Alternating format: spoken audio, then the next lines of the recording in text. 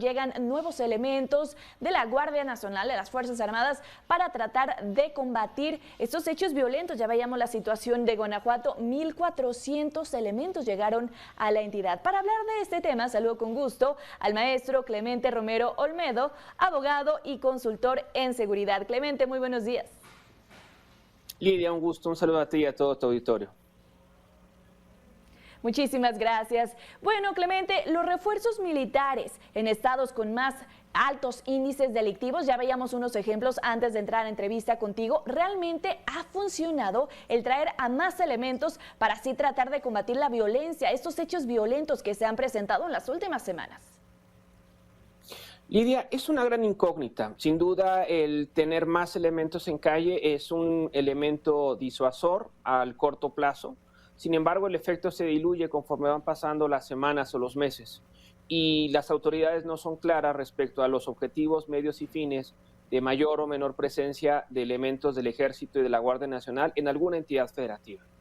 Así que en muchas ocasiones la sociedad estamos en penumbras porque pareciera que lo único que tenemos es la voluntad o la fe de que las cosas funcionen.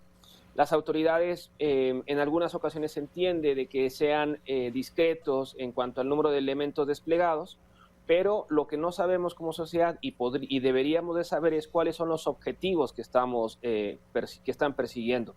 Por ejemplo, en el caso de la Policía Federal, cuando tenía presencia en alguna entidad, el objetivo era: vamos a detener a determinados capos, vamos a desarticular determinadas bandas delictivas, y la presencia de corporaciones policiales foráneas o militares siempre tiene que ser temporal, porque de lo contrario se estancan, se empantanan y los resultados iniciales se diluyen. Por ejemplo, Lidia, la entidad federativa, de acuerdo a datos públicos en abril del 2022, que tenía más elementos de la Guardia Nacional era Baja California Sur. Irónicamente, Baja California Sur tiene solamente una tasa de homicidios de 9 personas por cada 100,000 habitantes y le seguía la Ciudad de México con 142 y Sinaloa con casi la misma cantidad. Y a entidades federativas con las mayores tasas de homicidios, como sería el caso de Baja California, estaba en el lugar 22 o 23 de presencia de la Guardia Nacional en dicha entidad.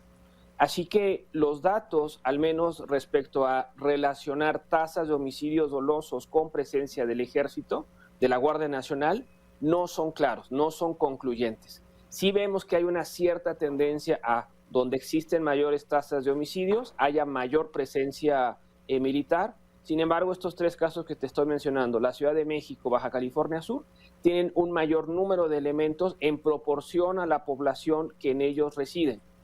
Y entidades como Chihuahua, como Baja California, como Guanajuato, como Morelos, no están en el top 10 de números de presencia del Ejército dentro de sus entidades federativas.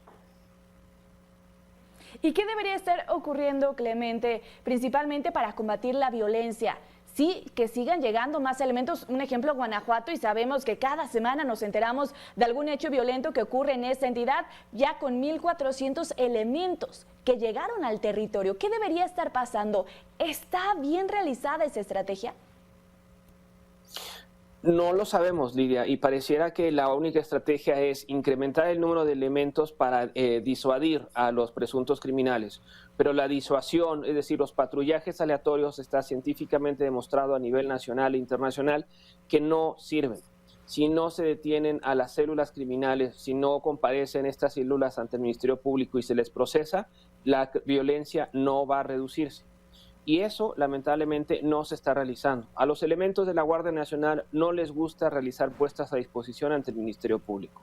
Nos lo han dicho elementos de las policías ministeriales en distintas entidades federativas, y cuando realizan algún acto de abuso de autoridad, lo que hacen las autoridades castrenses es transferir al elemento que estuvo involucrado en ese conflicto a otra entidad federativa.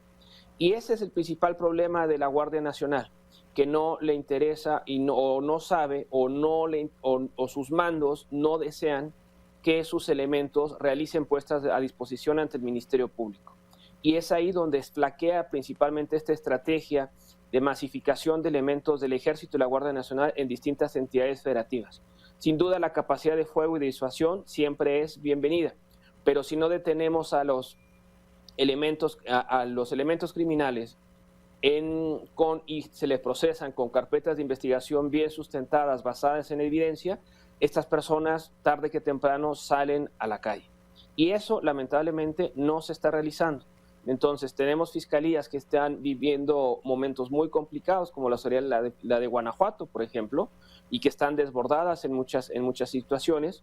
Así que el solo hecho de tener más gente en las calles armada no va a solucionar desafortunadamente el tema de la seguridad. Mejora la percepción para la sociedad. La sociedad se siente más protegida, pero al mediano plazo el problema no se resuelve.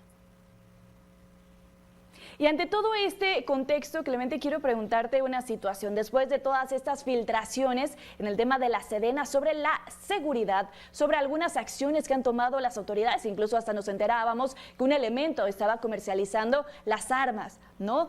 Hablando en este contexto, ves que llamaron a comparecer al secretario de la Sedena y él se niega. Incluso les dice, bueno, vengan a mi oficina. ¿Cómo podemos interpretar esto, repito, ante un panorama de violencia que estamos viviendo casi todos los días en el país?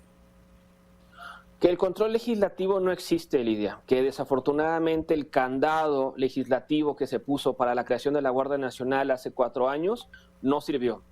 Y no va a servir esta nueva reforma constitucional de extender la presencia militar hasta el 2028. Pareciera que el secretario de la Defensa Nacional es mucho más poderoso que las 628 personas que integran el Congreso de la Unión. Y claro que eso es un precedente desastroso respecto a la rendición de cuentas que deben de tener las y los funcionarios públicos en una tarea tan sensible como la tarea de seguridad. Y esto no lo haría, sin duda, si no tuviera el respaldo político del presidente de la República. Así que estamos presentes ante un desequilibrio brutal que no habíamos visto en las últimas décadas respecto a las relaciones cívico-militares que existen en nuestro país. Y esto es, sin duda, lamentable y muy preocupante para la vida pública y democrática de México.